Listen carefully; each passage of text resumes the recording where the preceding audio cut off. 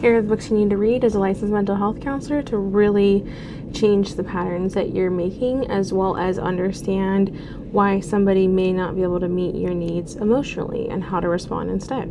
So here's the first book. This is a workbook on healing your inner child, and what healing your inner child is doing is by looking at what are some of the wounds that come up in us? What are some of the patterns and things that we've adapted as a result of maybe trauma or misunderstandings in, the way our caregivers responded, or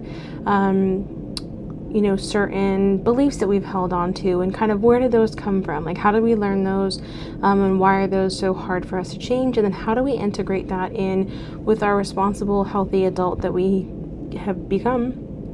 And then how do we create discernment and set better boundaries by being our most authentic self?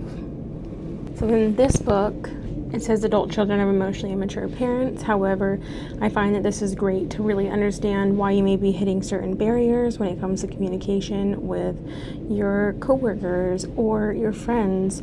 Really being able to understand empathy on both parties as to how do I get my needs met, and why is it that I struggle to be able to be understood and really seen in these relationships. So this is really a great book. It says parents, but it's really great for everyone.